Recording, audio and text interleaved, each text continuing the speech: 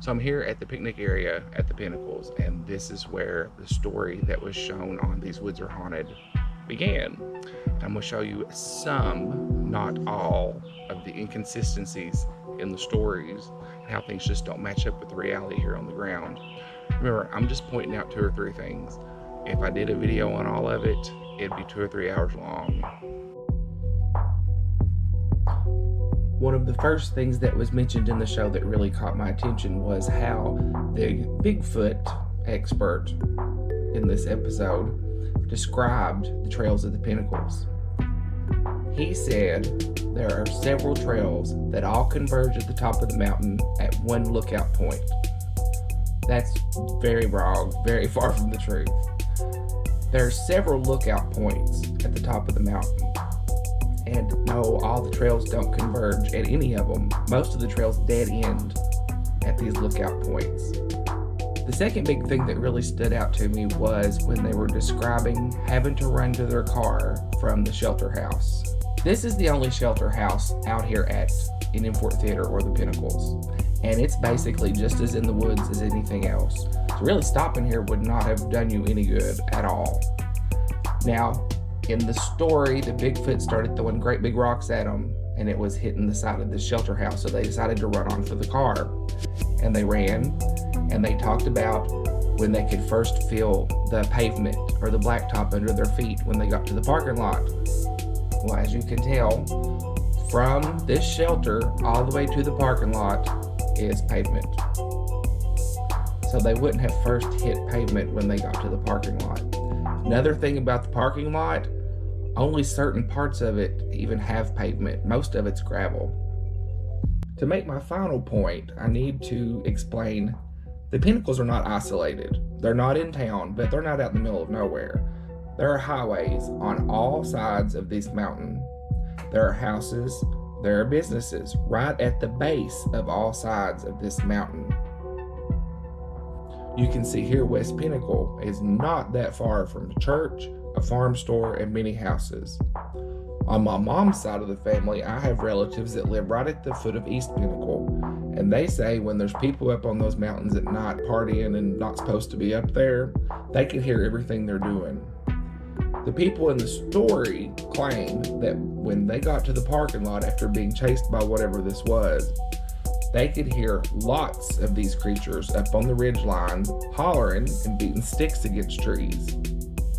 If that much noise had been coming from the top of that mountain that night, this town would have been in hysterics because people would have heard it and people would have been talking about it.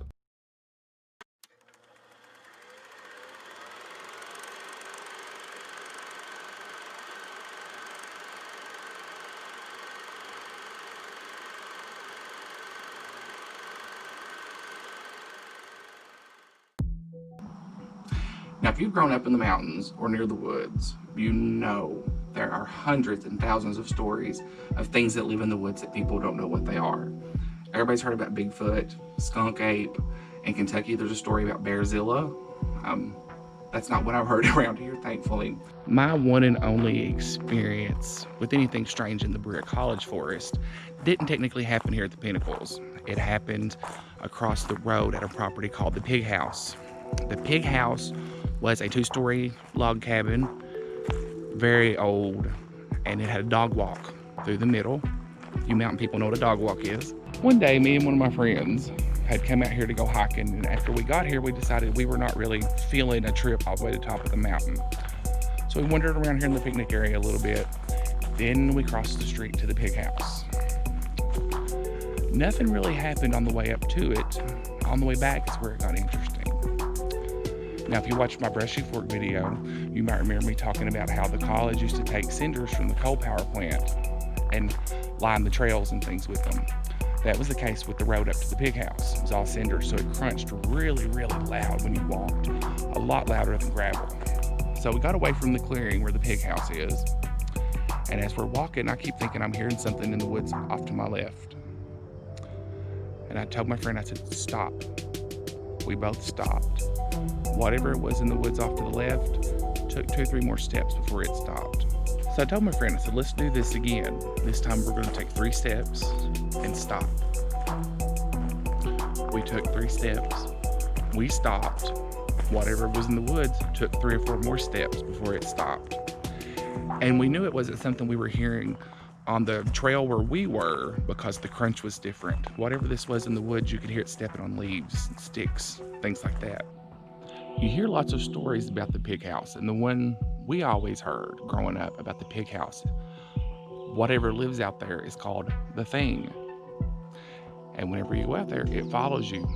The whole thing about the Thing at the Pigg House is you hear it, but you never see it.